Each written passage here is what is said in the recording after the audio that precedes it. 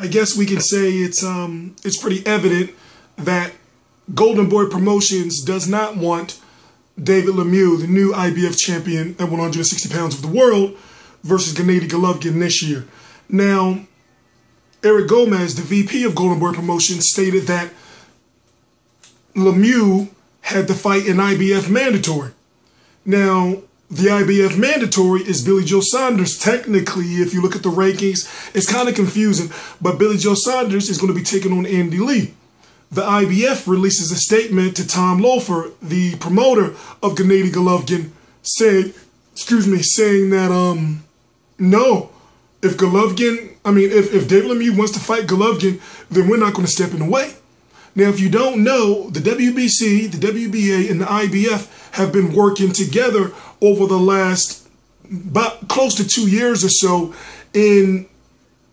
as far as making mandatories, as far as making an undisputed champion. They're all for it. So those guys would meaning the president of the IBF and the president of the WBC, and now they'll talk on the phone and say, listen, well, you know, there's no mandatory right now for the IBF because remember, it was Jermaine Taylor who was the champion and Hassan N'Dam was the mandatory, and then David Lemieux was number 3 or number 2 as far as the rankings are concerned.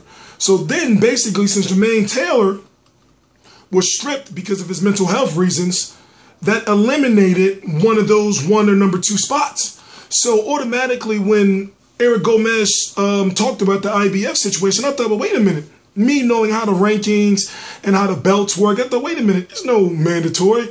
And then it's like, well, what happened to his voluntary? Now I understand, like, there's certain rules with the IBF, like when you win a vacated title or a strip title, you have to fight. But long story short, none of it makes sense.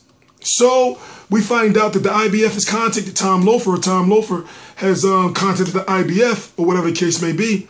And we find out that the IBF is not in the way or not stopping Golovkin, the WBA, the WBA, the IBF, and the WBC interim champion to fight David Lemieux for the IBF. There's nothing stopping it.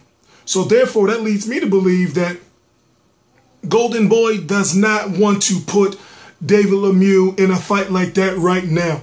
He's a very entertaining fighter, very highly popular fighter among hardcore fans. His fight on Fox Sports 2 didn't do so well, and I can understand why. That's a whole different story.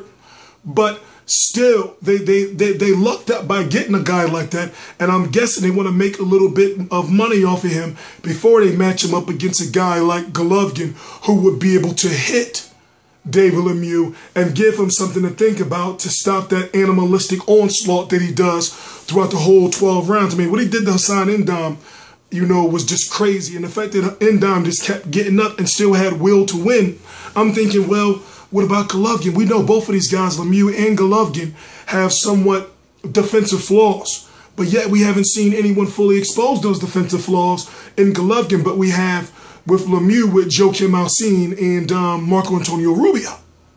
So there's questions on both sides, but just look at it like this. Lemieux versus Golovkin can happen, and the way it looks right now is that Golden Boy does not want to fight. Simple as that. I'm T-Street Controversy. This is T-Street Controversy Live, RealCombatMedia.com, 4:08 a.m. Eastern Standard Time, June the 24th, 2015. Cover every single major fight live. T-Street Controversy, T-Street Controversy Live.